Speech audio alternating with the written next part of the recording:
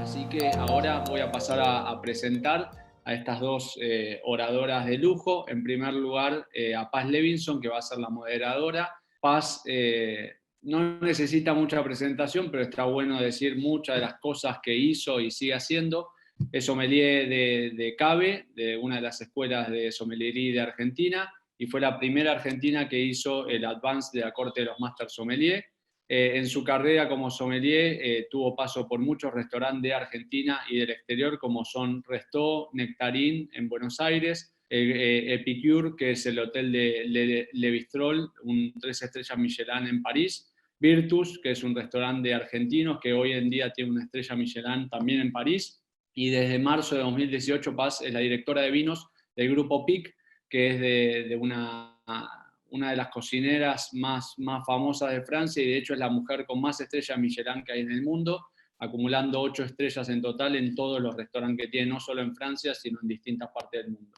Y además Paz es una de las representantes que históricamente y hasta el día de hoy nos hizo levantar muy alto la bandera argentina, porque como saben ganó varios concursos de Argentina, pero también ganó el mejor sommelier de las Américas. Es hasta ahora la única argentina que lo ha obtenido en el año 2015 allá en Chile, y también tuvo un gran desempeño en 2 mundiales, alcanzando históricamente el puesto del 4.º puesto en el Mundial de Mendoza, que todos recordamos en 2016.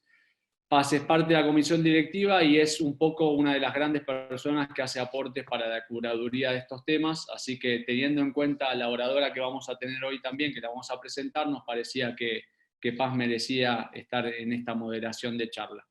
Y finalmente tenemos a Susana Balbo, que la verdad que es un lujo tenerla con nosotros. Este tipo de charlas, en general las charlas de la asociación, pero este tipo de charlas nos permitió poder dar visibilidad y tener un contacto con muchas de las personas que son gran parte de la historia viviente del vino argentino, y creo que Susana es una de ellas. Tiene un montón de cosas para contar de ellas, voy a tratar de decir tal vez las más relevantes. Probablemente el hecho más importante es que Susana se graduó en enología en 1981 y fue la primera enóloga argentina en empezar esta carrera que ahora nos parece más común, pero en ese entonces ser una mujer en una industria como la del vino fue pionera. Fue 3 veces presidente de Wines of Argentina, con todo lo que eso significa, y además estuvo en una época donde el vino argentino explotó en el mundo, se lo comunicó, y comunicó y se encargó de comunicar en Wines of Argentina y a través de las bodegas que tuvo, no solo el Malbec, sino también el Torrontés, que es un poco la variedad de la que hoy se va a hablar y nos convoca. En 2018, hablando de esta cuestión de la importancia de las mujeres en el mundo, Susana fue reconocida como una de las 10 mujeres más influyentes del vino por la revista británica The Dream Business, que es una de las revistas más influyentes y con más seriedad que hay en Inglaterra y con relevancia a nivel internacional. Y Tim Atkin la reconoció como una leyenda de la enología, por su trayectoria y sus aportes. Así que bueno, un poco la idea de hoy era aprovechar todo el know-how, toda la experiencia de Susana y sobre todo basarnos en los orígenes de cómo empezó por esas vueltas de la vida en Salta, y por qué se hizo tan importante el Torrontés, en gran medida gracias a su aporte. Así que gracias a todos por estar. Paz y Susana, todo suyo.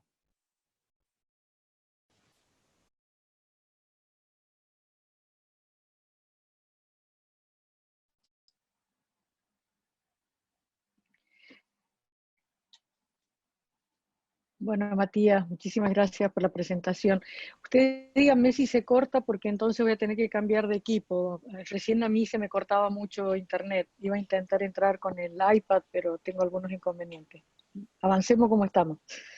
Susana, no te preocupes que estamos acá por cualquier corte, o que son problemas virtudes y problemas que tiene esta manera de reencontrarnos y vernos, que gracias a la tecnología pudimos hacer tantas charlas este año. Y bueno, casi en la última del año, para mí es un honor poder moderar esta charla. Ya que, bueno, desde que comencé a trabajar en esta profesión, vendo tus vinos y la verdad que es un honor. Me acuerdo, siempre hablamos de la Nubis Bonarda, del Críos, del Benmarco. Bueno, en ese momento tal vez no la conocía a Susana directamente, pero vendíamos un montón esas etiquetas, ahí allá por el 2003 en Restó. Así que siempre lo que se veía detrás de esas botellas y lo que se ve hoy es siempre esa constancia de la calidad.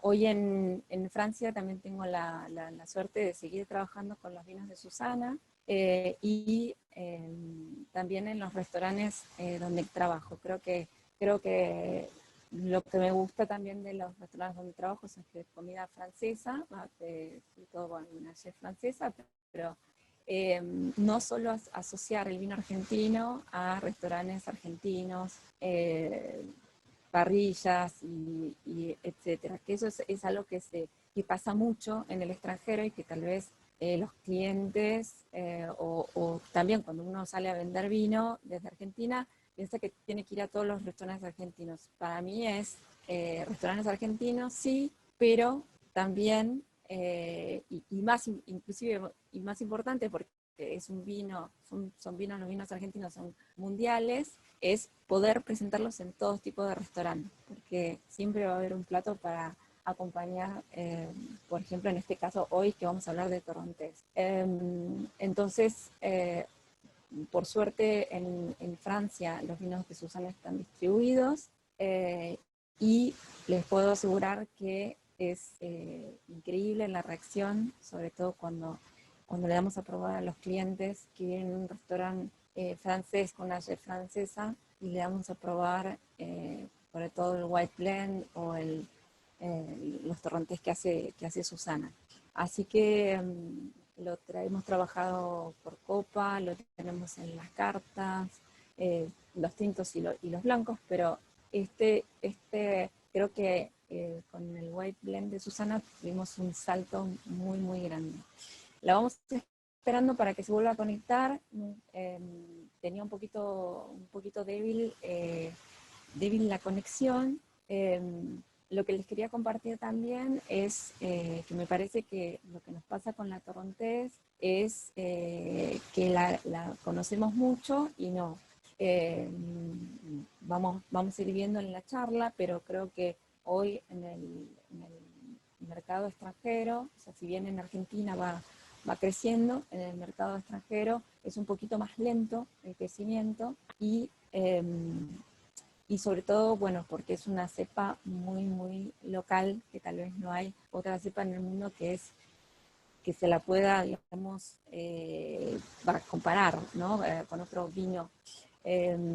Cuando un viticultor sale a vender Cabernet Sauvignon, hay otros Cabernet en el mundo como para compararlos. Con la torrontés no pasa así y esa es una de las preguntas que más quiero hacerle a Susana, que es sobre todo cómo salir a vender un vino donde no hay una comparación tan directa como con cepas como la Chardonnay o la Sauvignon Blanc, que son ya como marcas, ¿no? Como dijo Mate también, bueno, es un honor poder estar en esta charla porque Susana es un ejemplo para todas las mujeres que estamos en la industria, no solo por ser la primera mujer con el título de enóloga, sino porque también es una gran emprendedora, tiene también su propia bodega, sus restaurantes. Hoy está también trabajando para tener un hotel, líneas de vino con mucha historia, pero también líneas de vino muy innovadoras. Y eso es lo que vamos a ver hoy. Estaba revisando también como siempre, la Biblia del vino, el Wine Grapes, y en la página 1066, Susana es una de las, es la única mujer que está nombrada en relación al torrontés. Hay algunas bodegas, pero hay una mención muy especial para Susana. Así que siempre también Paz, ¿me escuchas? Sí, sí, Susana, Sí, te ya escucho estoy perfectamente. conectada. Se te escucha mal, por ahí habría que cortar el micro, ¿cómo es el video?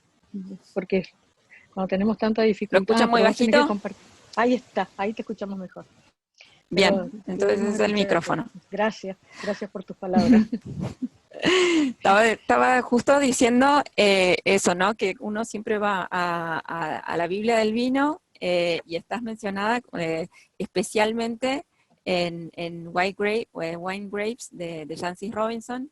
Bueno, Ujú. sos una referencia mundial, como decía también Mati, y como recorría en toda tu historia. Así que bueno, para mí es un honor poder estar acá compartiendo este momento, esta charla, y bueno, tengo preguntas, tengo como ya me conocen todos, tengo miles de papeles por todos lados, pero bueno, empiezo a compartir pantalla, Susana, y Bueno, bueno, y también es una evidencia, también, y creo que la persona más indicada para hablar del Torrontés hoy, y me encantó el título, Torrontés 360, así que empiezo a compartir pantalla, y es todo tuyo, bueno, Susana. Vos me muchísimas decís gracias. cuando quieras que Sí, vaya pasando, pero voy bueno, pasando. pasa al siguiente Sí, slide, desde luego. Voy a ser muy breve porque vamos a ir, yo sé que se va a generar mucho con todo lo que viene después. Sí, sí, pasando. bien. Bueno, como todos ustedes saben, yo me recibí en el año 1981, ahí estoy, muy jovencita, muy chiquita, no tenía idea de dónde me iba a llevar la vida. Ese es el día que me entregaron la distinción con medalla de oro a la Universidad de Enología. Pasa, Sí, pasa. esta foto que me encanta, Susana, por favor. Bueno, en 1982, cuando yo me recibí, no conseguía trabajo acá en Mendoza. El único trabajo que me ofrecían en el laboratorio y no es lo que yo quería trabajar en los viñedos, quería trabajar en la bodega. Así que mediante un aviso en un periódico, Sucesión Milchel Torino estaba buscando enólogo, y yo respondí y me dieron el trabajo. Entre 87 enólogos eligieron a una mujer, una cosa muy, pero muy Qué innovadora. O bueno. sea que yo creo que el innovador fue un hombre, que es el que me contrató, Alfredo Ferreira Lamas. Pasé por un proceso muy complejo de selección de personal hecho en Francia, y que yo después lo copié en mi empresa, porque la verdad que es interesante conocer a las personas que contratás en forma muy integral, ¿no? Claro. Y bueno, estuve 9 años en esa compañía, ¿no? Me fui a fines de 1981 y estuve hasta 1989. Este, ese es el primer camión de Torrontés que yo recibí en la bodega de Cafayate. Y el que está al lado es Mario Sánchez. Y Mario Sánchez medía 2 metros 10. Entonces, imaginan yo con mi 1,59 m al lado, lo único era pararme arriba del borde del lagar para poder estar un poquitito más equiparada, porque ustedes ya ven mis tobillos y a él se le ven las rodillas, así que se imaginan la diferencia de altura. Bueno, para mí es una foto histórica, porque es Es el hermoso. primer Torrontés y yo nunca imaginé que iba a terminar donde terminé, ¿no? Gracias a esa uva, ¿no? Y en esa Así época, que si quieres pasar. cómo era el Torrontés? O sea, qué imagen tenía? ¿Cómo estaba elaborado? ¿Cómo era? Mira, el torrontés, me encanta hacer analogías, ¿no? Yo no sé si alguna vez escuchaste la analogía que yo hago de cuando si alguien prueba mis vinos, de que empecé a hacer vinos hasta ahora, podría hacer una ficha psicológica mía, ¿no? Y decir cómo era mi personalidad, si era más segura, más insegura, etcétera.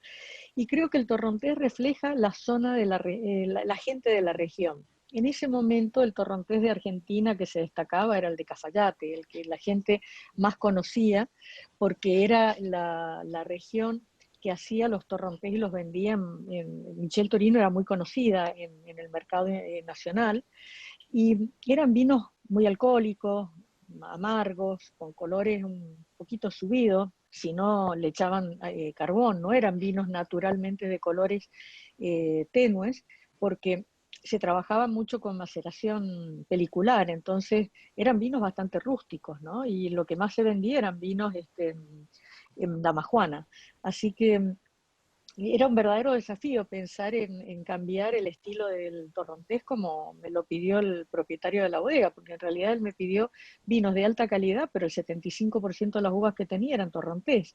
Así que no me quedaba otra opción que innovar en torrontés si no teníamos un problema económico en la bodega, ¿no? Claro.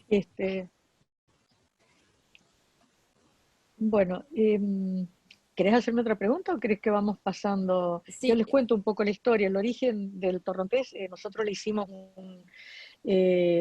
el fingerprint con la Universidad de Davis y se descubrió que es un cruzamiento de la criolla chica y el moscatel de Alejandría. En el siglo XVIII tiene más o menos 120 años la variedad. Y esto es claramente una polinización por los vientos, porque como la uva es hermafrodita es muy difícil que se dé este tipo de polinizaciones y se produzca un vino, un híbrido, como vendría a ser el torrontés, ¿no? Hay tres tipos, el riojano, que es el de Cafayate, el moscatel mendocino y el sanjuanino. El moscatel sanjuanino es el cruzamiento de la moscatel de Alejandría con la loca blanca, que es como una criolla blanca, en vez de ser rosada como la criolla chica, es blanca. Y el mendocino no han identificado el cruzador.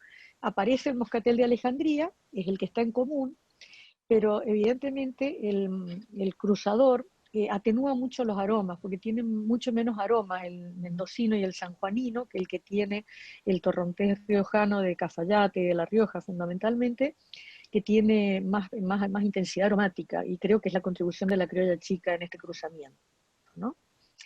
sí te Eh, quería hacer una pregunta en relación al rendimiento en esa época.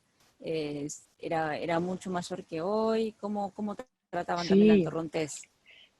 bueno, justamente en la fotografía anterior vos habrás visto que habían racimos del viñedo, no se alcanza a ver mucho, pero fíjate la carga y el tamaño Sí, de los racimos. Habían sí, racimos de hasta 2 kilos. claro, Era una cosa impresionante y se producían 20.000, 25.000 kilos por hectárea, 30.000 kilos por hectárea, pero fácilmente el torrontés es una variedad muy productiva, es como la criolla, o sea, realmente eso lo sacó de la criolla y el moscatel también es productivo, así que te imaginas que se juntaron dos, una madre y un padre muy generosos. Así que sí, mucha carga les dejaban, y la canopia no siempre acompañaba esa claro, carga, porque al estar en parral, el desarrollo de canopia es menor que en BSP, ¿no? Así que hay menos canopia. claro, claro. Bien, si querés. Ahí está. Y de todas maneras, bueno, digamos, nosotros siempre hablamos más del torrontés de Salta, pero es verdad que en Mendoza hay un montón de torrontés.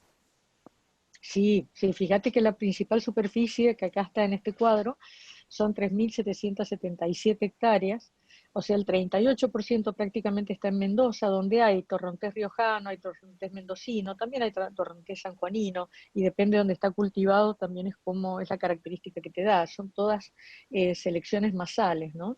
Sí, Después está San Juan en superficie, La Rioja, y después viene Salta, pero la que se hizo más prestigiosa, y creo que por la labor de Michel Torino específicamente y de Char, fueron las más conocidos, ¿no? Yo recuerdo que Michel Torino, cuando yo llegué, tenía una etiqueta amarillo huevo mm, y la cambiaron de un día para otro por unos colores pasteles y se les cayó la venta a cero, porque la gente no identificaba que era el torrontés que estaba acostumbrado a vender, a comprar. Entonces tuvieron que hacer toda una campaña que decía lo que cambia es lo de afuera, pero no el contenido, para que la gente lo siguiera comprando, y tuvieron que volver a la etiqueta color amarillo huevo. Una cosa increíble, es un fenómeno de marketing que a mí se me grabó a fuego en la cabeza, y siempre digo, cuidado con los cambios de etiqueta, hay que estudiarlo y hay que comunicarlos muy bien, ¿no?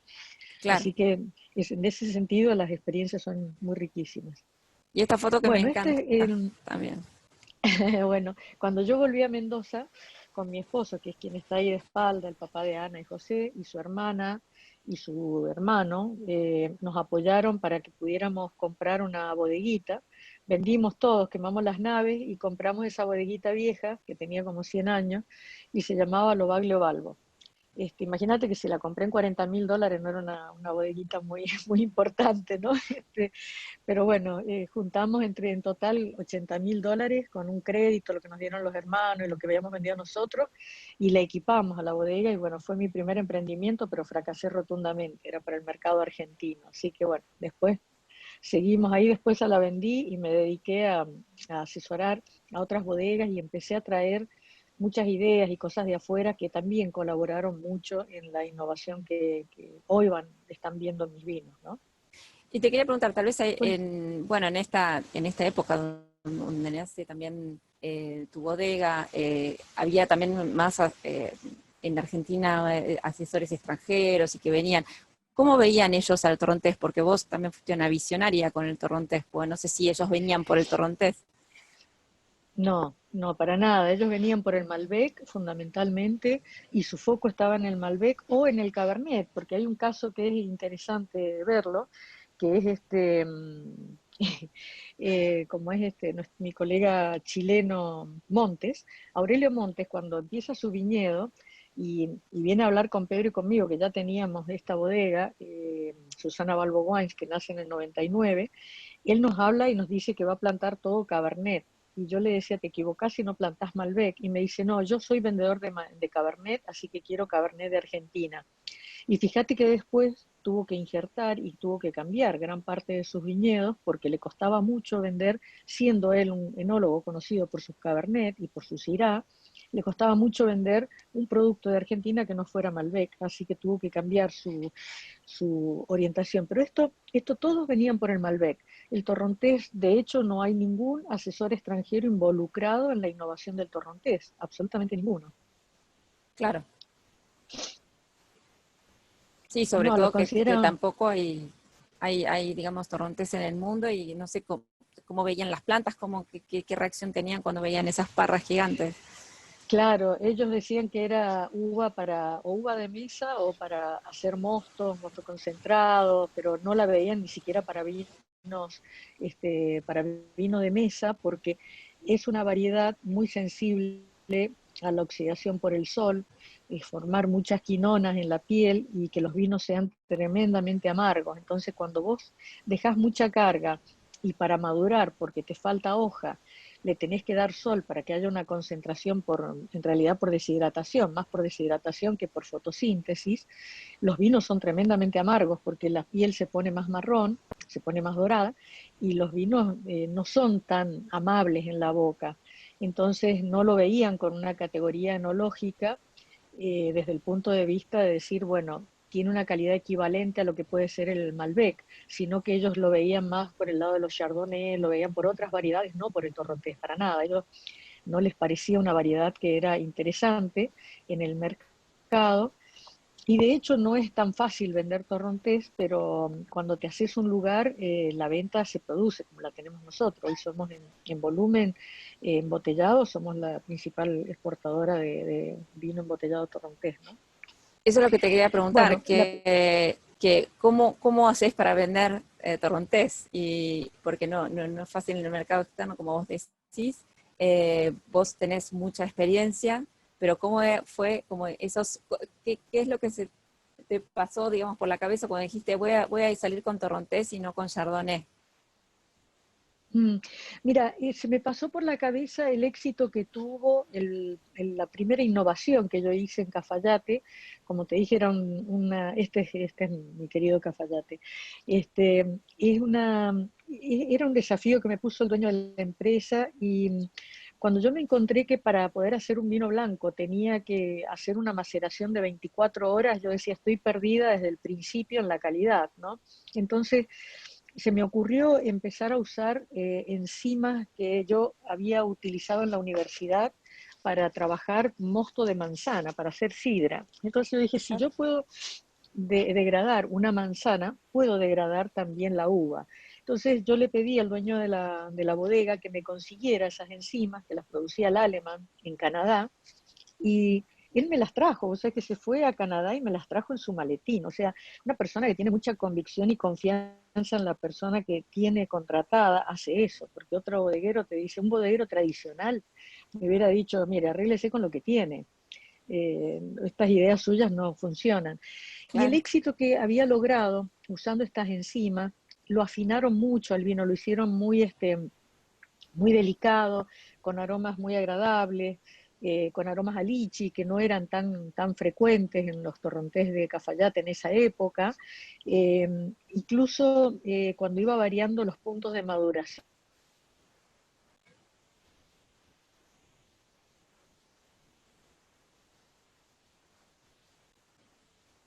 Creo que se nos fue Susana, vamos a esperar un ratito, a ver si se vuelve a conectar. Porque en el 99, cuando fundó Susana Balbo Wines, o Dominio del Plata, yo se cortó un alquilaba poquito, no sé si a todos, pero se es, cortó un poquitito. A ver, ¿me escuchas ahora? ¿Me escuchas? Sí, ahora perfecto. Bueno, te decía que en el 99, cuando hice la bodega,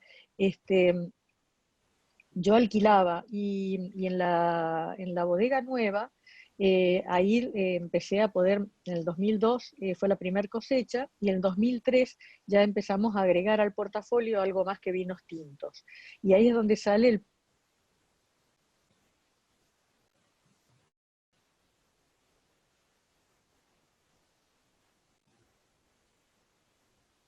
Y se volvió a cortar un poquito, vamos a esperarla. Lo importante es entregar una variedad que no todo el mundo la conoce, y yo conozco una que puede ser muy interesante. Y a ellos les gustó, fuimos y elaboré, me acuerdo ese primer torrontés lo elaboré en Echar, y les encantó, y ahí empezamos la historia del torrontés, ¿no?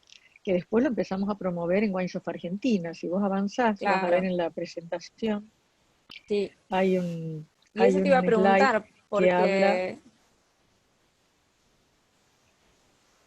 porque se corta un poquito, pero eso te iba a preguntar, porque una cosa es salir al mercado externo con un Cabernet Sauvignon, sí, o con algo que ya el cliente conoce, pero otra cosa es salir con un torrontés que los clientes de Estados Unidos tal vez no conocían. Bueno, ahora vamos a esperar que... ¿Sabes que nos fue muy bien? Bien. Saqué el video porque bueno, si no me consume mucho ancho de banda y creo que ya todos me conocen y es mejor que nos podamos hablar y escucharnos. Vos sabés que nos fue muy bien. De hecho, empezamos a establecer un estándar de exportación que significó que muchas bodegas nos copiaran y salieran con torrontés a la exportación, entre ellos Chandon, o sea, mucha gente se fue a Cafayate a elaborar. Mira qué interesante pregunta que has hecho, porque estás desatando por qué yo terminé haciendo torrontés de Cafayate en Mendoza. Yo me encontré que el 2003 hacía torrontés en Cafayate, 2004 en Cafayate, 2005, y en 2005 empezaron un montón de otras bodegas a ir a Cafayate porque veían que nos iba muy bien en la exportación, y empezaron a subir el precio de la uva y del vino de una manera insana. O sea, si antes valía, no sé, un torrontés X pesos, a los 2 años valía 200 o 300% más. Y yo les pedía la producción de 10.000 o 12.000 cajas y me decían que no tenían suficiente. Entonces yo le dije, miren, ustedes están muy contentos porque todos vienen acá a buscarles vino, pero acuérdense que van a terminar saliendo del mercado y me van a perder como cliente. Y efectivamente terminó siendo así, porque en 2005 traje el material genético de Salta, de un viñedo que había pertenecido a mi suegro, y se me ocurrió, buscando en qué región plantarlo, se me ocurrió Altamira, pues ya lo vas a ver en la comparación de las dos regiones, tiene bastante en común en algunas cosas y otras no tan en común, que son las que a mí me despertaban la inquietud de mejorar lo que nosotros hacíamos en Cafayate. Y ahí lo desarrollamos y fue maravilloso el resultado, porque es un resultado totalmente exótico, distinto, ¿no? ¿Podrías pasar? Eso lo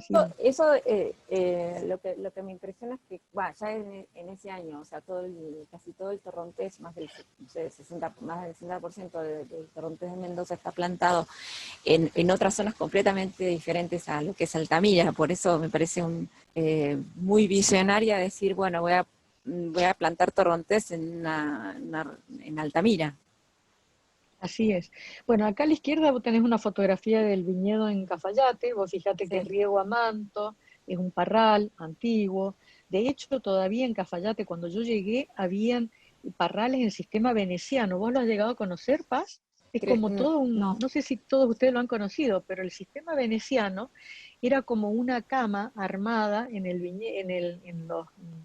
entre los postes que sostenían el parral y los alambres transversales, sí, iban generando como una telaraña con alambres para poder abrir la canopia y que le diera más el sol, buscando la madurez en esas cargas tan pesadas que dejaban, ¿no? claro. Después eso se eliminó porque era muy complejo trabajar con eso, pero eh, pasamos del canasto a la H, o sea, pasan del veneciano al canasto y del canasto a la H, en la forma de desarrollo en el parral. Y así todo era inmanejable la cantidad de producción que tenía. En cambio, puesto en Altamira, naturalmente la producción no pasa de 100, 120, Claro. 130 quintales, porque es una zona fría, si no, no madura, entonces tenés que hacerle un trabajo en el viñedo y aquí hay una concentración de una serie de aromas que no se produce en el torrontés cuando tiene mayor carga o tiene mucho más sol. Entonces se produce un torrontés más austero, más mineral, más cítrico y que es muy atractivo para el consumidor internacional. Y también para el argentino, pues nos está yendo bastante bien también acá. Sí, Puedes pasar, Paz. eso es lo que te iba a preguntar, porque pareciera que que el consumo, o sea, que el mercado interno crece mucho, o crece más que el mercado externo. Pero bueno, después de nuevo hablamos un poquito más del mercado externo. Pero esta comparación entre Altamira y Cafayate me parece buenísima también para Es explorar. muy interesante. Vos fijate que Altamira está a 33 grados, 42 minutos de latitud y 1150 metros de altura, con una fuerte influencia del oeste, como todos los viñedos, pero tiene un grado sumatorio de 1700 grados, o sea que estamos en un Winkler 3, claramente, ¿no? Claro. Con una amplitud térmica de 16 grados, 250 milímetros de lluvia, una humedad baja, 35%, una temperatura media en enero baja de 23 grados, parecida a la de Cafayate, pero con picos de 38, que es lo que permite llegar a madurarlo. Fíjate, a pesar de que tenemos una sumatoria de grado alta, más baja, ese pico de temperatura es 1 o 2 días, muy raro, ¿no? Pero está el pico, por eso lo hemos querido poner. Y el suelo es un suelo arenoso, con presencia de limo, mucha piedra, tiene algo de calcio, entonces son vinos muy austeros, muy, muy austeros. Mientras que Cafayate es un suelo muy profundo y tiene 2000 grados año, es un Winkler 4 claramente, 18 grados de amplitud térmica, más amplitud térmica, por eso hay tanto terpeno. En cambio, en el torrontés nuestro de acá de Mendoza, habrás visto que hay aromas un poco más a ruda, más herbáceo. El terpeno aparece con mayores amplitudes térmicas. Y como es 210 milímetros, y los picos de temperatura no son tan altos, pero son constantes. Claro. Cafayate, esa temperatura de 34 grados es bastante constante, o sea, es pesadito el verano en Cafayate a la hora de la siesta, no se puede trabajar ahí a la hora de la siesta, ¿no? Podríamos pasar a Sí. la siguiente. Esto es Acá es lo que comentabas interesante, del clima frío, ¿no? El carácter. claro, es un carácter cítrico, hay que evitar que se queme, esto es muy importante en el torrontés. El sol, así como en el Malbec, en el Cabernet, buscamos tener sol sobre los racimos para tener una buena síntesis de polifenoles adecuados. En las uvas blancas el sol hay que evitarlo, especialmente en el torrontés, porque los componentes aromáticos son todos terpenos, entonces son ciclohexanos, y cuando hay acción del sol, se produce una quinona, es decir, se producen quinonas por pérdidas de hidrógeno y se forma un doble enlace con el oxígeno. Y la quinona es el precursor de la quinina. Vos has visto lo amarga que es, la quinina se las dan a las personas que tienen fiebre amarilla. No sé si alguna vez las has probado. A mí cuando era chica mi mamá me ponía quinina en las uñas para que no me las comiera. Así que tengo muy claro el sabor amargo y debe ser por eso que no me gusta, ¿viste? Porque no lo puedo sentir, tengo un umbral muy bajo para el amargo, así que para mí es muy importante. Y la carga foliar realmente es muy importante para evitar estos aromas amargos, ¿no? Y de acuerdo al punto de cosecha, bueno, es los aromas que vamos a tener. Como te decía antes, si vos le das mayor tiempo de exposición, y tenés lográs periodos de una menor o mayor amplitud térmica, pero porque hay más constancia, empieza a bajarse las temperaturas a la noche o suben las temperaturas del día, vas a tener mayor cantidad de terpenos en la síntesis de aromas, ¿no? No te vas a quedar en los aromas de característica de clima frío, ¿no? Y en Altamira, Después entonces, pasa plantás en espaldera, me imagino en espaldera. que el manejo de la canopia también es un tema. ¿O cómo haces para proteger también bien la Mira, fruta, ¿no? lo que hacemos, el manejo de la canopia, vos viste que naturalmente se hace un deshoje en Mendoza, especialmente si en los años más complicados, se suele hacer un deshoje a efecto de que el aire fluya y no vayas a tener un problema de botrytis. En el caso del torrontés, ese deshoje se lo hace como un túnel por dentro de la canopia y se deja toda la canopia que está arriba que dé sobre la hoja y le dé sombra al racimo. Claro, Entonces se hace una canopia bastante importante en la parte baja y se deshoja por dentro. Se deshoja por dentro de manera que el aire fluya y no vayas a tener problemas de botrytis si es un año complicado, y sino que le dé sombra. Además, en la orientación, en general buscamos que la orientación sea noroeste. La orientación noroeste te da más luz de la mañana y menos la de la tarde, que es más fuerte, ¿no?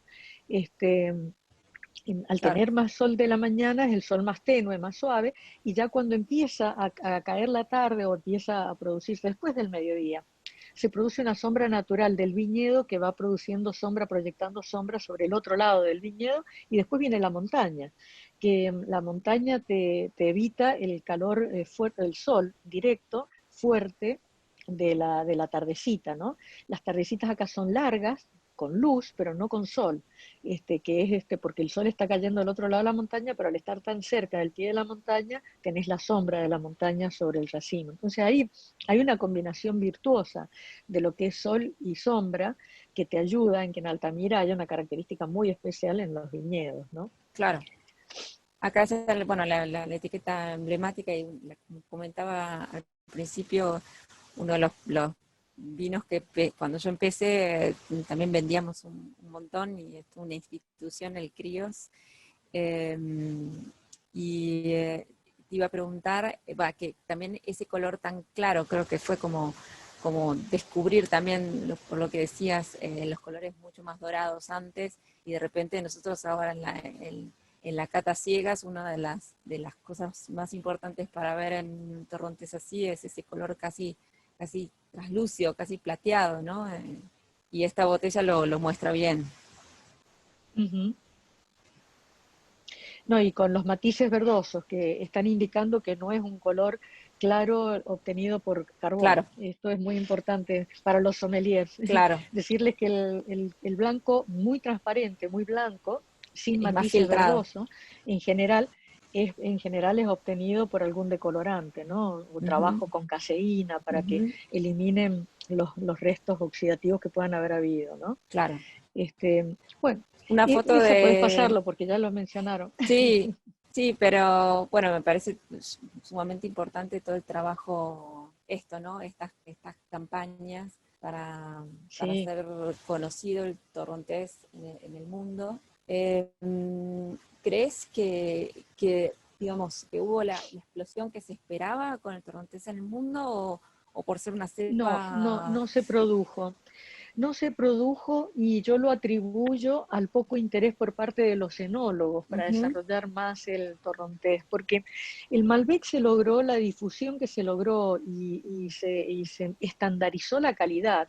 Ustedes deben recordar que cuando a mediados de la década del 90 vos probabas Malbec y podías probar Malbec, que eran tremendamente maderosos o concentrados, que los cortabas con un cuchillo, o Malbec muy livianos, no había un estilo definido. El Malbec era como algo amorfo, como variedad tinta, hasta que todos convergimos en un estilo de buena fruta, de taninos delicados o taninos potentes pero sedosos. Concurrimos en un estilo potente a nivel mundial por su gama homogénea en toda la Argentina.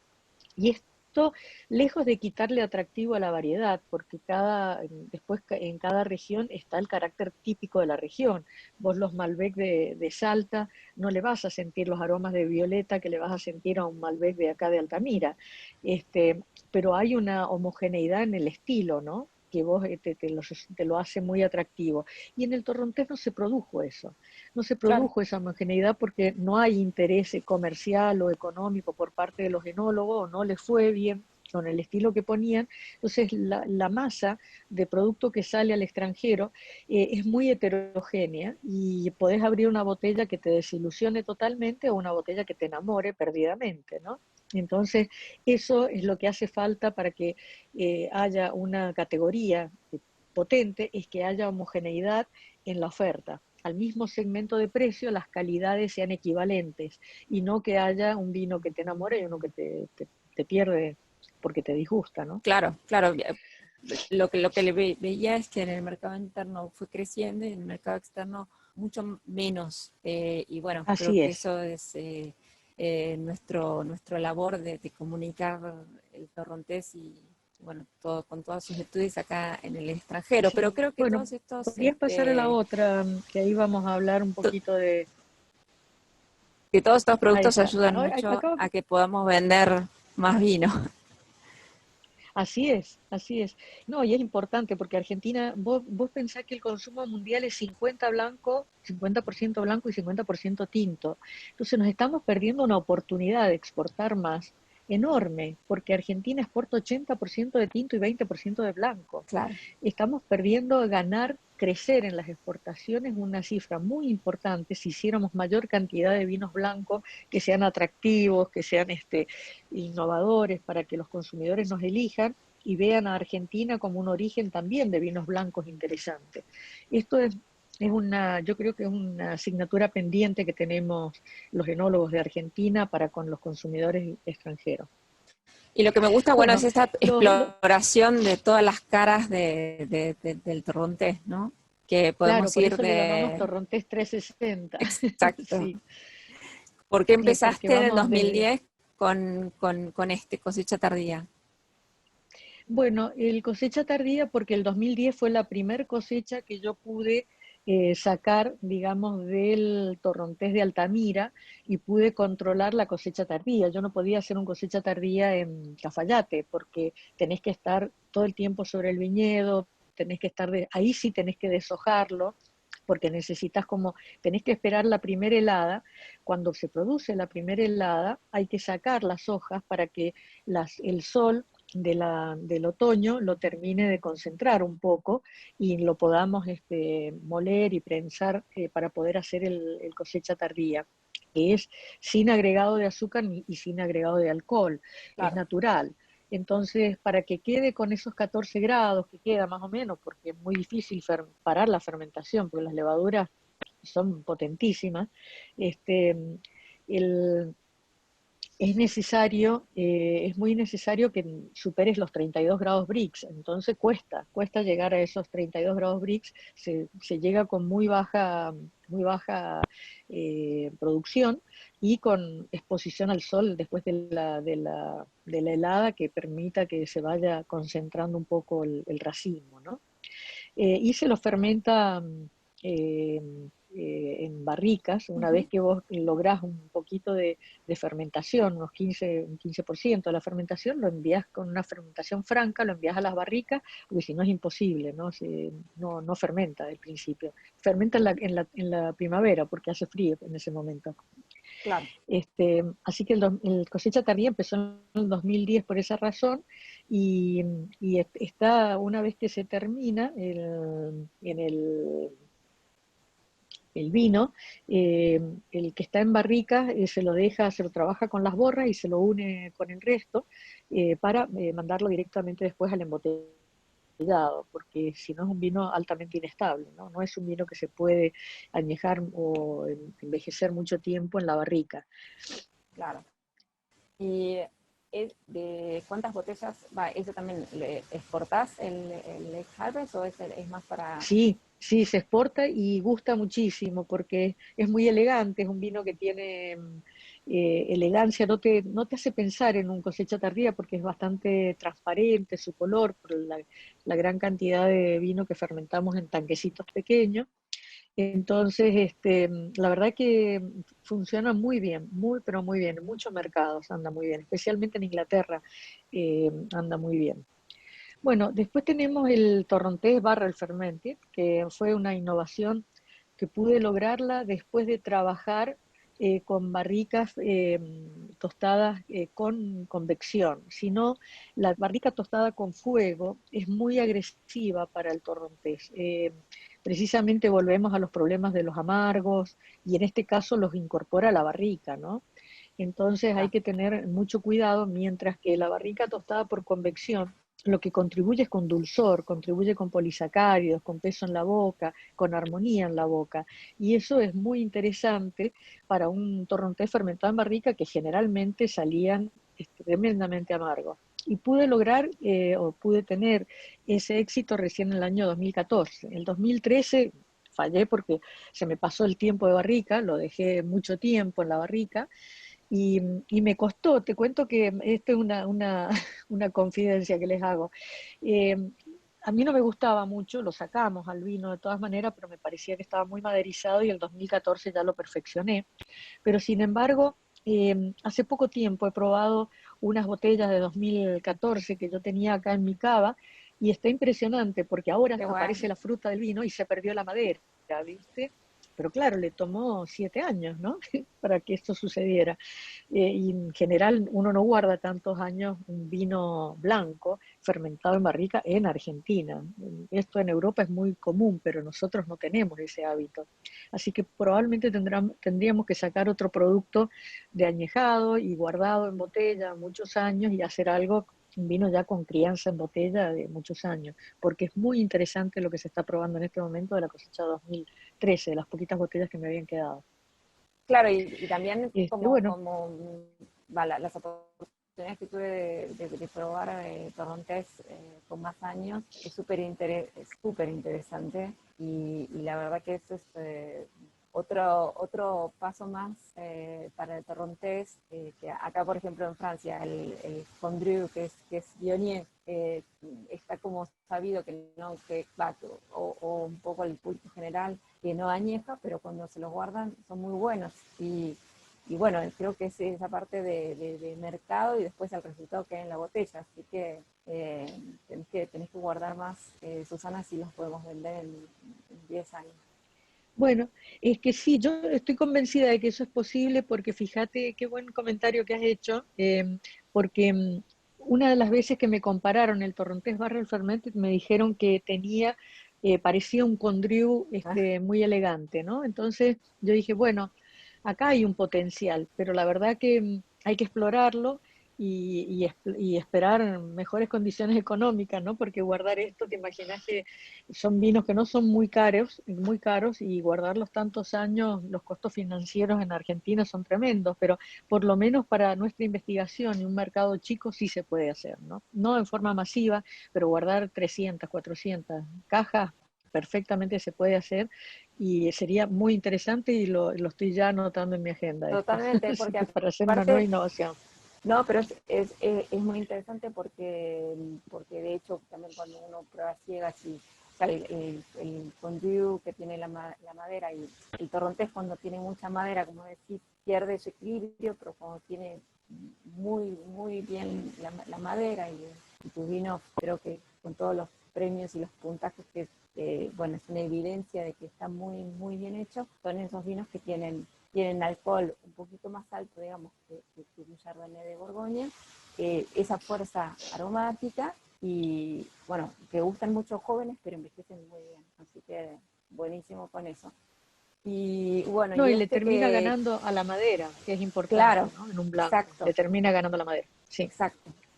Y sí. este que ya sabes que lo sirvo muchísimo acá en Francia, por copa, en la carta, que bueno, soy fan, que me parece uno de los vinos, bueno, se lleva siempre muchísimos premios, así que brillante. Fíjate que vuelve a mostrar acá el torrontés su plasticidad, ¿no? En el sentido de que es un buen vino de corte, es un buen vino para barrica, es un buen vino para blanco joven como el crío, es un buen vino para un cosecha tardía.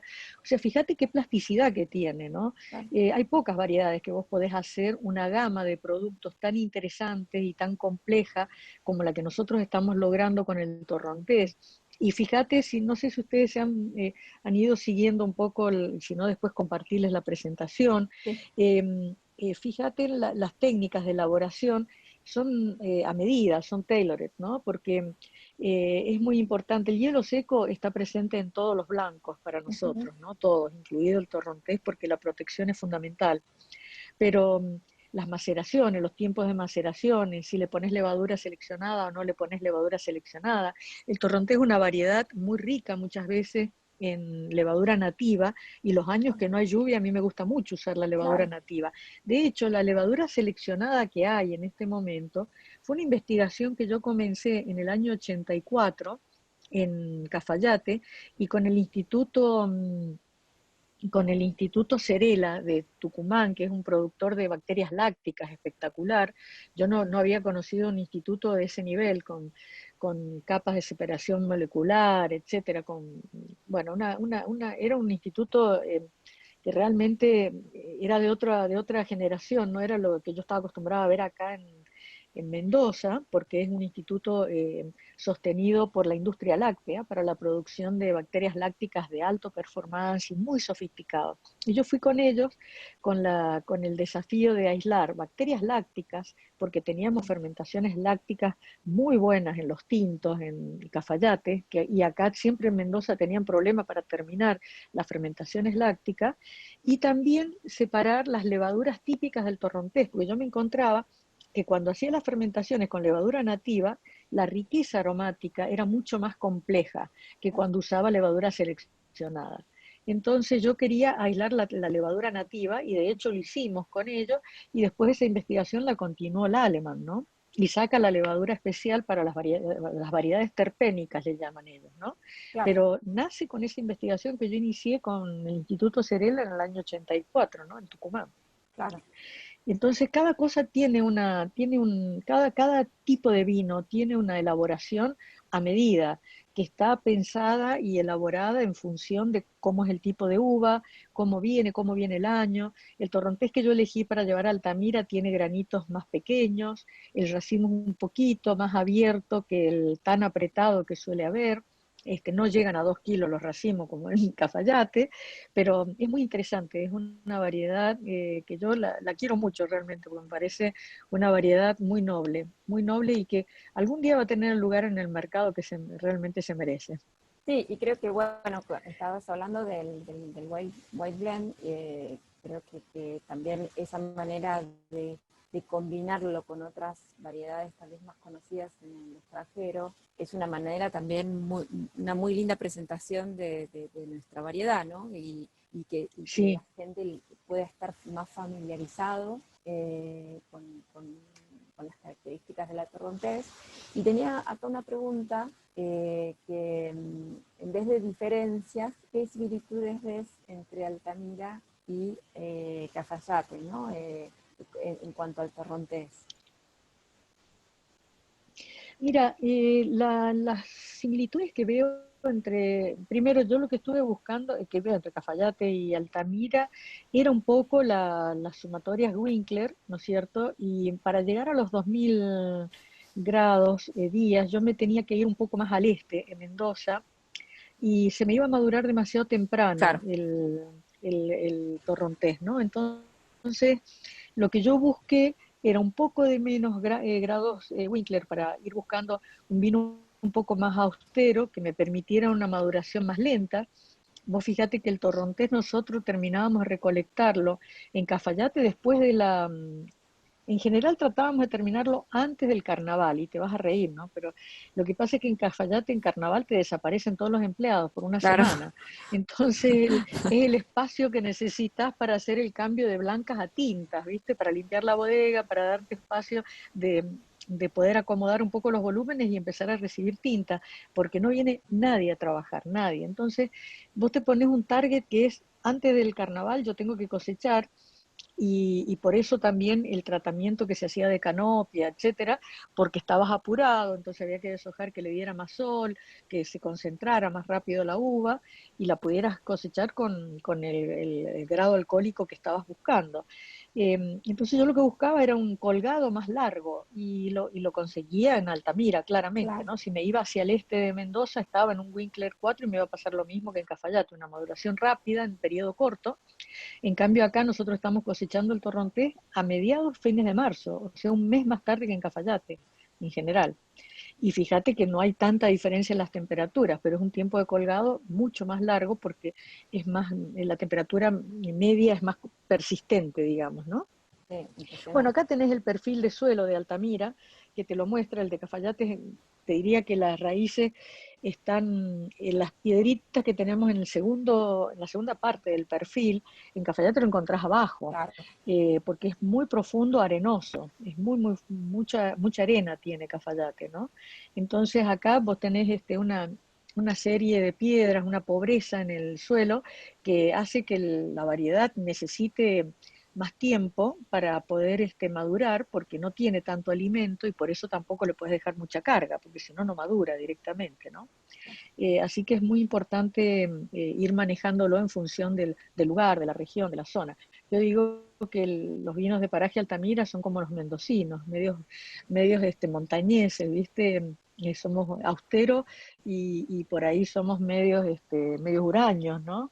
Estos vinos también son un poquito huraños, son menos expresivos en la boca que lo que puede ser la bomba de fruta que es el terpeno o lichi, pero en el largo plazo son vinos que te gratifican mucho con cosas que aparecen a lo largo del proceso, que son muy, pero muy interesantes y son totalmente distintos. Bueno, esta claro. es otra cosa que hemos hecho nosotros. Esto quiero que me Nosotros hemos cuentes puesto, porque no lo probé ajá, todavía y es impresionante. ¿viste que dice torrontés de raíz? ¿Sabes por qué Sí, de raíz? Porque dije, esto es volver a la raíz. Cuando todo el mundo empezó a hacer vinos naranjos, ¿viste? Pero yo dije, vamos a hacer un vino naranjo, pero no hippie. Porque viste que acá los vinos naranjos son hippie, son vinos que realmente no gustan mucho, son vinos que el consumidor no les agrada porque son medios muchas veces son medios desbalanceados, yo les llamo vinos hippies, ¿no? Que te gustan para una vez, pero no es el vino que vas a comprar para tomar todos los sábados en un aperitivo con tus amigos, ¿no? Este, entonces decidimos hacer un naranjo serio. Un naranjo serio significa con 6 días de maceración, muy bien trabajado en cuanto a los gases inertes durante el proceso de la maceración, o sea, tratamos de que no haya oxidación violenta, sino que sea una oxidación natural que se produce por el contacto con la piel, pero no por el contacto con el oxígeno. Esa es la diferencia, que muchos del torrontés naranjo lo hacen con maceración y le hacen bazuqueo como fuera un vino tinto, y nosotros lo hemos trabajado como si fuera una fermentación sin piel en en un ambiente más reductivo, ¿no? Y esto realmente lo hemos logrado un vino, como dijo, me acuerdo cuando se dice probar por primera vez a Tim Atkins, primero no lo quería probar, me decía, no, vos haciendo un vino naranjo, yo le digo, yo te voy a cambiar la opinión de los vinos anaranjados, le digo, te lo voy a cambiar porque este es un anaranjado hecho con tecnología, le digo, no es un improvisado que vamos a hacer un vino en contacto con la piel y hagamos un blanco de eh, estilo tinto. No, le digo, es un vino blanco hecho en contacto con la piel para obtener algunas características de la piel, que el mismo tanino de la piel ayuda a eliminar la quinona que se puede haber producido, claro. la excedente que te puede dar un amargo, y te deja un color, ¿no es cierto?, que es un poquito más subido, pero no es un color anaranjado. Es naranjo por la forma en la elaboración, pero no es de color anaranjado. y le llamo de raíz porque así lo hacían en Cafayate cuando yo llegué, sin la tecnología que hoy tenemos, las prensas neumáticas, los gases inertes, el hielo seco. En Cafayate el hielo seco no lo conocíamos, ¿viste? Claro. A pesar de que en Mendoza yo había trabajado con hielo seco, pero no nos llegaba a eso allá. Así que bueno, Hay, esta es otra innovación que hemos hecho. estos vinos son sumamente gastronómicos. Nosotros acá usamos mucho este tipo de vinos para menú, para hacer acuerdos, maridajes, porque aparte son vinos que bueno, un poco uno también los puede guardar, no está apurado Así es. tampoco para venderlos cada vez. O sea, también hay que tener mucho cuidado con la temperatura de servicio, ese como Así un es. poco entre un blanco y un tinto. Son muy, muy buenos acompañando tal vez platos que son difíciles para blanco o para tinto. Entonces creo que los torrontés hechos así, o por lo menos las uvas aromáticas hechas de esta manera, para nosotros son muy importantes como sommelier, para mostrar también otra faceta del torrontés, pero me encanta que hayas hecho un vino naranjo y bueno, estoy muy ansiosa por probarlo, tenerlo y guardarlo también. Te va a gustar, yo Este estoy está segura que te va a con gustar. corcho, lo embotellaste con corcho natural. Natural. Con corcho natural o DIAM, Bien. no recuerdo cuál le hemos puesto porque algunos Uh-huh. estamos pasando al DIAM, porque a veces el natural es una desilusión, pagamos corchos carísimos y no dejas de tener problemas.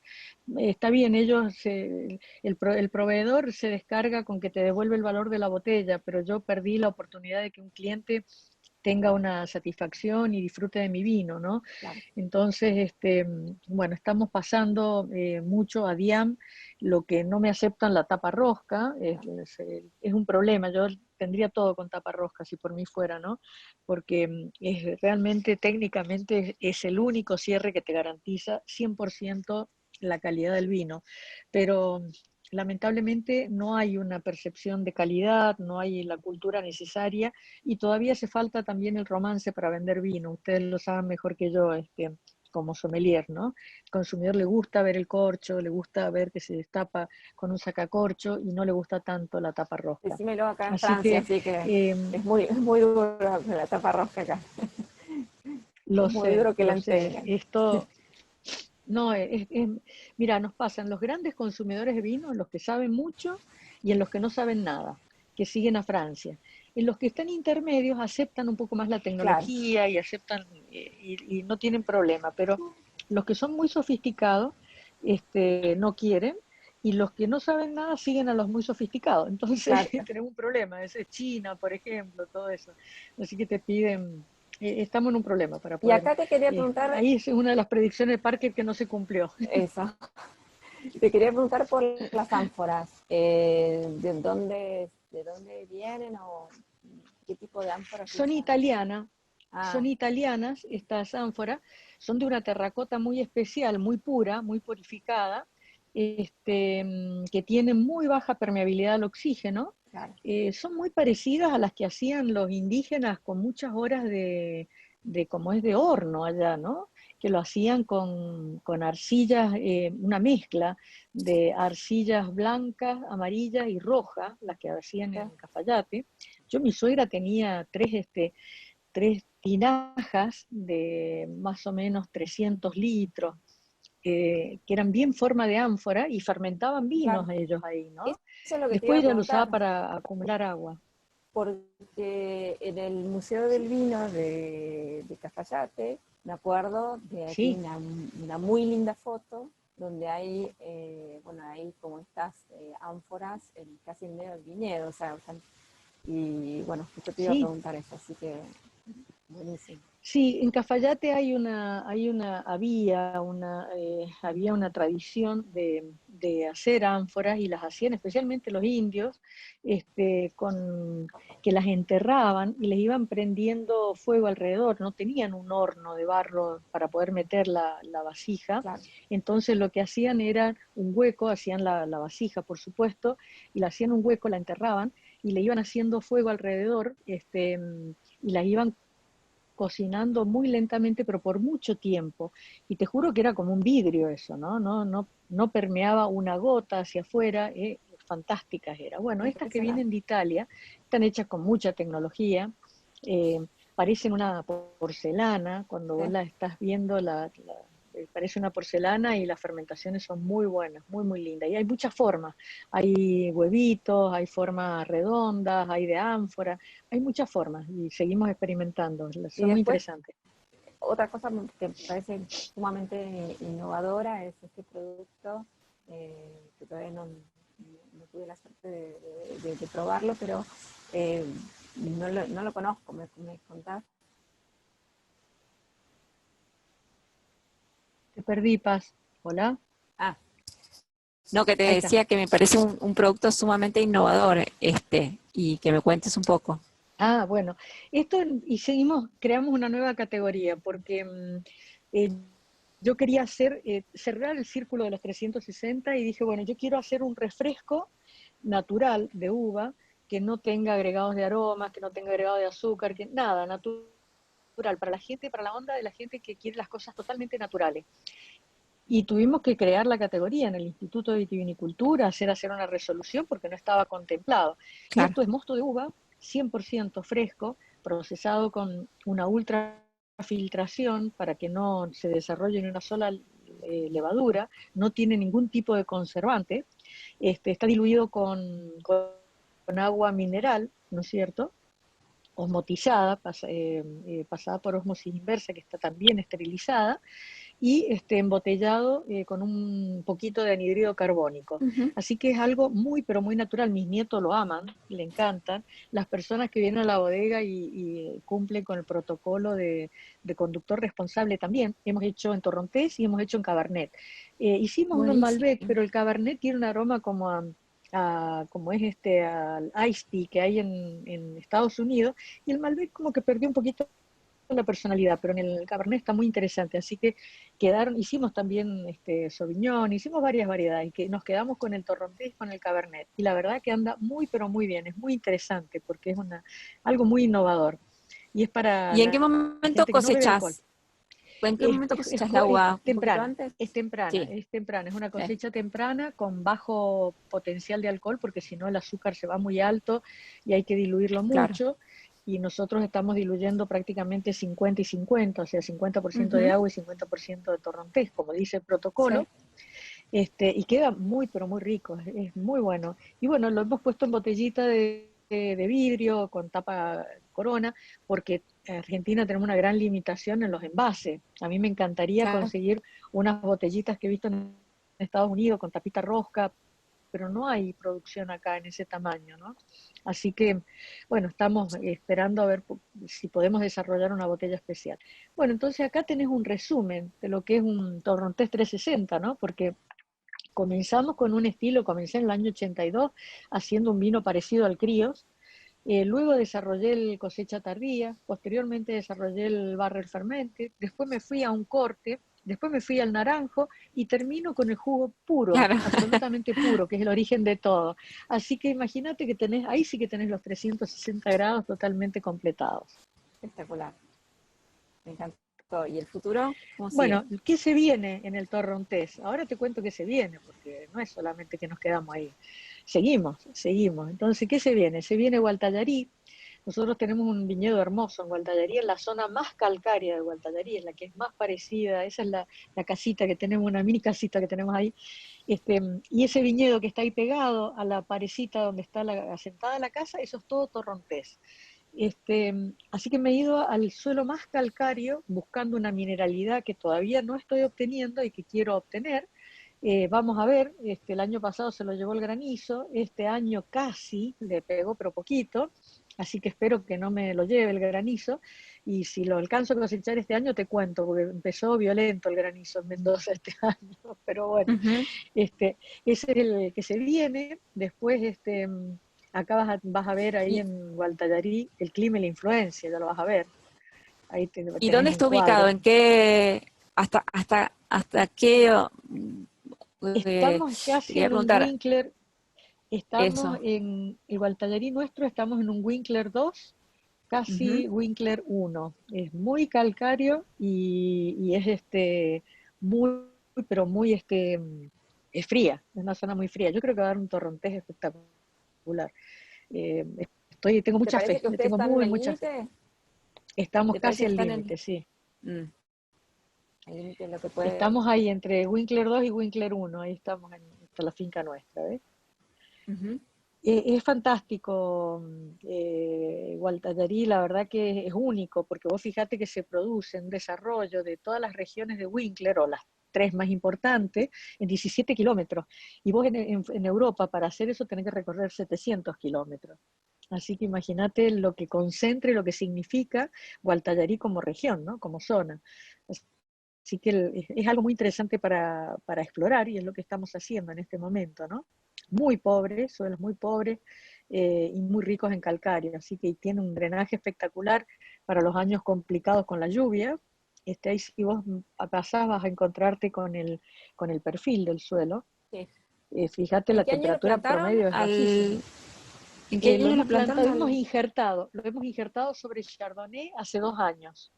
El año pasado Bien. era la primera cosecha y no pudimos, así que bueno, este año esperemos que lo podamos cosechar. Cruzo mis dedos con todos ustedes.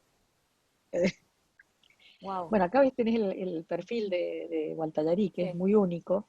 Y nosotros tenemos en la zona en que está, hay un caliche rosado, donde está apoyado el torrontés, hay un caliche rosado que hay un poco de magnesio, así que la expectativa es muy alta sobre ese lugar. ¿Te acordás cuando hicimos el, la masterclass del nosotros, el vertical, y que Sí. hablamos de, bueno, ese caliche rosado hemos puesto Cabernet Franc, algo de Torrontés y algo de Malbec? Es una pequeña parte de las 60 calicatas que hicimos en el viñedo, una pequeña parte que tenemos caliche rosado que es muy distinto al otro, ¿no? Así que vamos a ver cómo sale. Impresionante. Bueno, si querés podemos Y pasar. volviendo al origen de Susana Balbo, en Agrelo también. Bueno, claro, exactamente. Nosotros hemos sacado 2 hectáreas, casi 3 hectáreas de un cabernet que no me satisfacía, que era el clon 169. La verdad que nunca se dio muy, muy rico ahí en Agrelo, no me gustaba, así que decidimos erradicarlo este año. Tenemos la tierra preparada y hemos hecho las plantas del mismo de Altamira, la misma selección masal, digamos.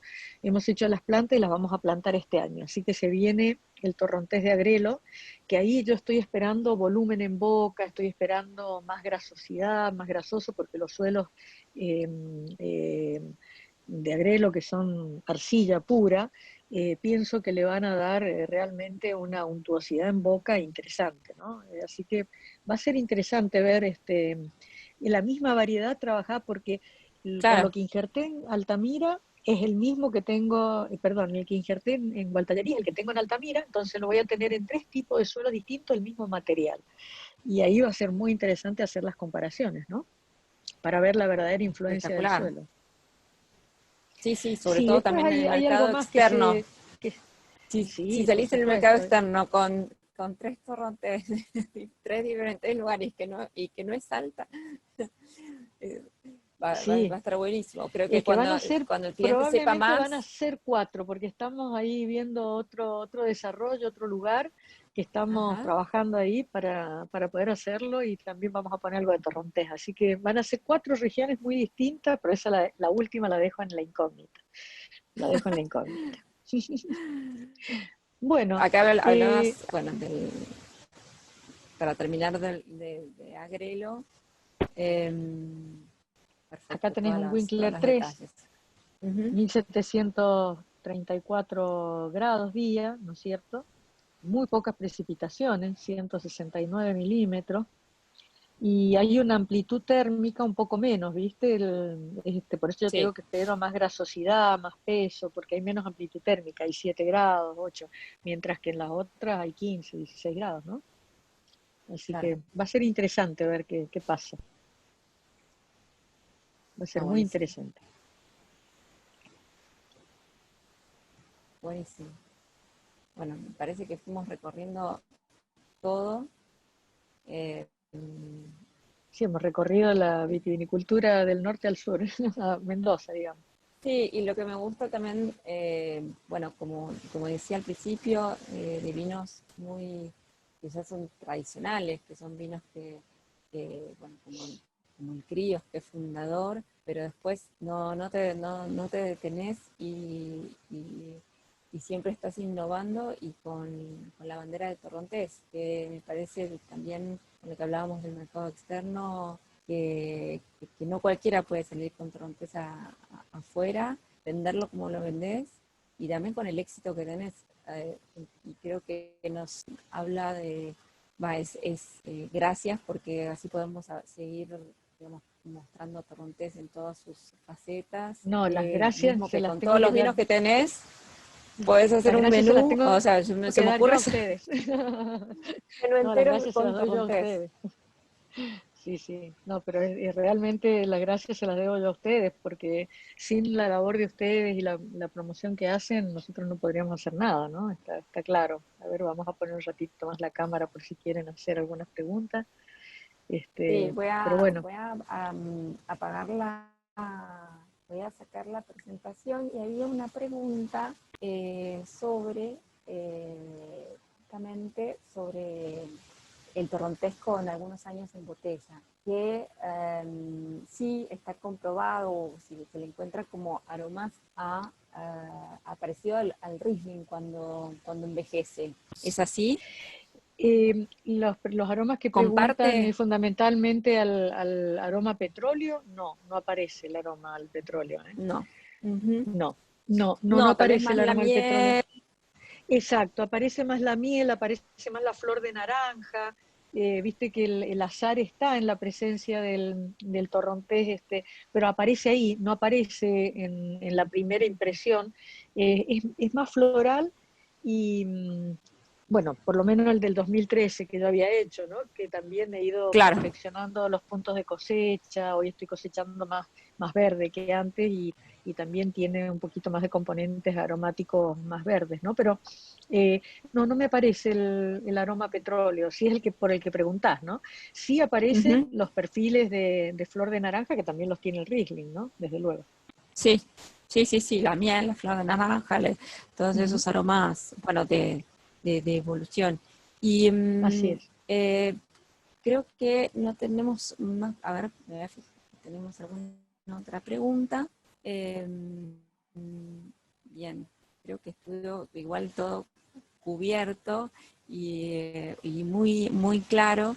Así que, bueno, por mi lado, te Bueno, quiero agradecer por tu tiempo, por el trabajo, a todo el equipo, también Ana, bueno, todo el equipo que estuvimos trabajando estos días y para una presentación buenísima, aprendimos un montón.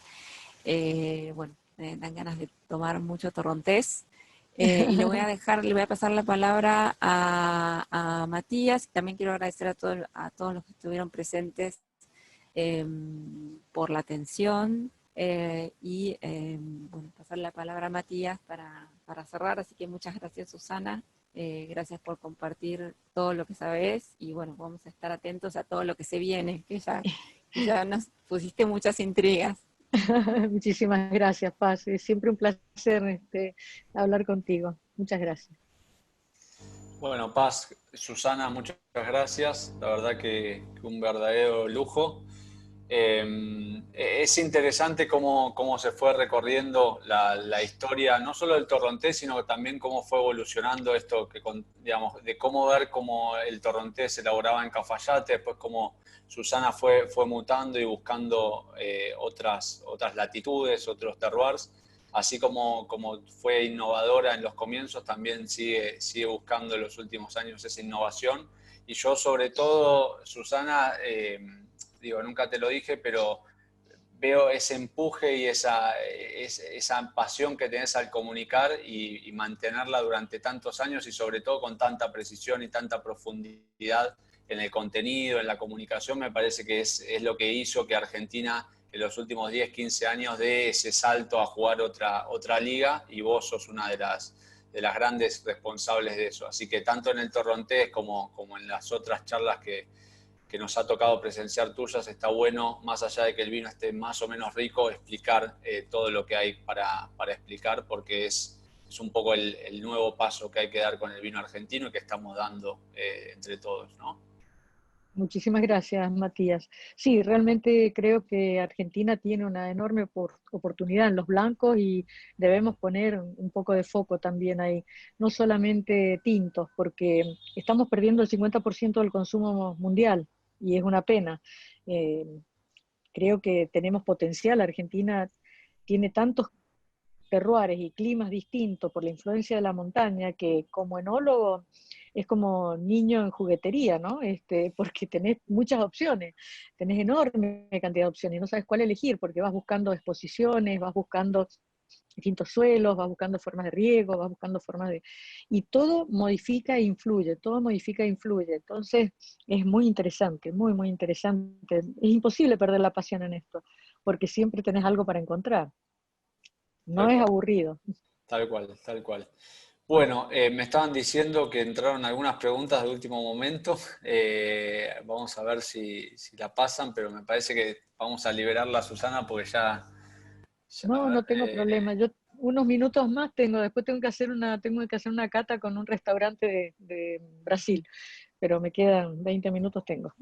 bueno, habla de esto que decíamos, el empuje ese que fue tan relevante. Dame un minuto, Susana, que nos están pasando a Sí, ver las preguntas, a ver si también la habilitamos a Paz, a ver si... Acá, ahí está. Dale vos, Eh, Paz. Buenísimo. Tenía una pregunta sobre la madera que hablamos, de las barricas, Susana. Preguntan si sí. solo, si utilizaste alguna otro tipo de barrica o algún otro tipo de madera No, para vinificar, si hicieron pruebas, por una madera acacia, eh, ¿no? sí, yo tenía en Cafayate, tenía los primeros intentos de fermentación en barrica, los hice en Cafayate y tenía barricas de algarrobo, tenía barricas de ciruelo, tenían de distintos tipos de maderas, ¿no? Que eran hechas ahí en la región. Y la verdad que todos salían muy feos, feísimos salían esos vinos. Así que no, solo he trabajado con, también habían barricas de castaño, porque había bastante castaña, pero acá no, he trabajado solamente con roble francés y con lo que he hecho más innovación son con las temperaturas. Trabajamos Claro. con temperaturas bajas, el tostado, de 190 y no pasamos de 200 grados. Entonces, los aromas que otorga la madera son muy suaves y hay mucho polisacárido más que aromas, componentes aromáticos, ¿no? Es casi como una madera sin tostar, pero está tostada por 6 horas por temperatura constante, Y con después aire. había, buenísimo, había otra pregunta sobre las levaduras, si seguís utilizando las levaduras de la Torrontés o si también exploraste con otras, creo que hablaste un poco, pero había una Sí, pregunta sobre sí. las levaduras. Mira, cuando estábamos en Cafayate necesitábamos usar levaduras Bayanus fundamentalmente para que terminaran las fermentaciones, Claro. porque tenían mucho alcohol potencial los vinos.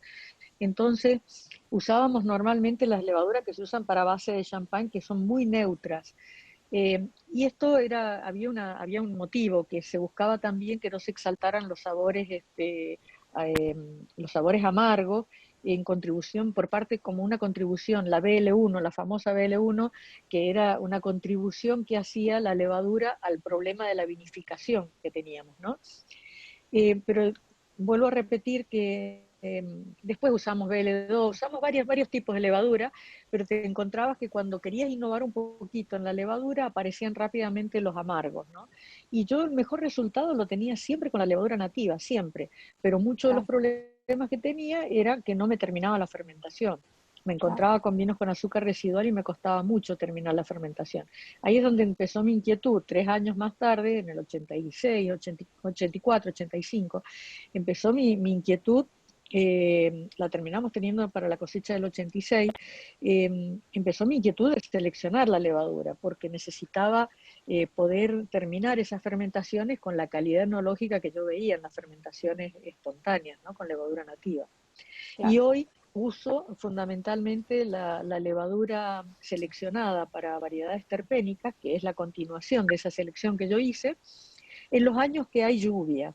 Cuando hay lluvia en la época de la cosecha, lo que sucede es que la levadura que está en la pruina se lava fundamentalmente, las Saccharomyces cerevisiae, y quedan otros tipos de levadura que están más adheridas en la capa más profunda de la pruina y que son levaduras de fermentación muy corta. Entonces te puedes tener un riesgo de fermentación detenida a la mitad de la fermentación, independientemente de que tenga mucho contenido de alcohol potencial. Es un problema de lavado de la piel de la uva. Entonces tenés necesariamente que inocular o esperar. Claro. Si pasa la lluvia, podés esperar una semana, 10 días y se recompone la flora epifítica, pero no es tan sencillo en los años complicados, ¿no? Entonces, en los años complicados yo priorizo la maduración y la calidad sana de la uva al el uso de la levadura nativa. Y prefiero usar una levadura seleccionada en una uva sana que no usar una levadura nativa en una uva podrida. Claro, perfecto, súper claro. También hay una pregunta sobre si tenés algún proyecto sobre semillón de alta gama, ya que usas semillón para el White Blend, sí, o sí. algún vino de flor que nos cuentes. Bueno, este año hicimos un vino de flor y se nos cayó la flor, así que nos quedamos sin el florero, pero bueno, seguimos experimentando. Algún día voy a tener el ramo de flores. Son muy delicados los vinos de flores. En realidad, yo le proponía a mi hijo, yo ya no quiero seguir haciendo tantos, yo hacía muchos stages y yo tengo 10 cosechas en el hemisferio norte, ¿no? Y esos stages son fantásticos porque aprendes un montón.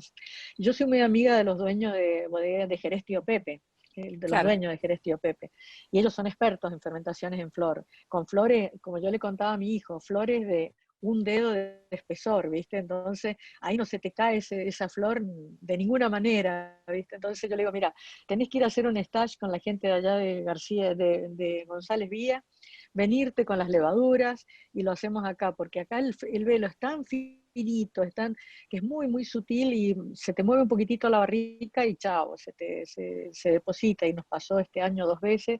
Así que bueno, estamos en la prueba y error, seguimos en ella, ¿no? Gustavo, que es mi gran hacedor en la bodega, Gustavo Bertaña, seguimos intentando todos los años, ¿no? Pero no descarto que lo vamos a poder desarrollar, pero con el tipo de levadura adecuada, porque eso hay toda una ciencia detrás, esto ¿Con qué improvisado no funciona. ¿Con qué uva era? Lo estábamos probando con Chardonnay y con Torrontés, por supuesto, con las dos. Y el semillón sí lo tengo en este otro desarrollo que estamos pensando, que lo he dejado ahí en punto suspensivo sin decir por dónde lo vamos a hacer. Ahí está planeado plantar este semillón, así que sí. Buenísimo. Bueno, muchas gracias, Susana, un lujo. A ustedes, muchísimas gracias por el tiempo y bueno, espero que nos veamos pronto. Bueno, muchísimas gracias y mando un gran abrazo y cuídense. Un beso enorme a tu hijo y a tu esposo y a todos ustedes, a todos los que están. Muchísimas gracias. Muchos de ustedes los conozco, a otros no, pero les agradezco enormemente el permanente soporte, la presencia. Sin ustedes nosotros no podemos existir, no estamos, así que gracias por la dedicación que tienen y por lo que hacen. Juntos somos mucho más. Bueno, muchas gracias, Paz, y especialmente, Susana, tomar estas últimas palabras porque, digamos, más allá de las palabras, sos una persona, vos, Ana, José, Eddie, todo el equipo de la bodega siempre históricamente fueron personas muy cercanas a los sommeliers y sobre todo que siempre apoyaron, no solo a la asociación, sino a los sommeliers en general, y esa parte creo que es muy importante. Siempre decirla porque, como vos decís, o sea, la figura del sommelier tiene un camino recorrido, pero hace falta seguirle instalando y gente como ustedes permiten que cada vez se valorice más. Así que gracias por eso.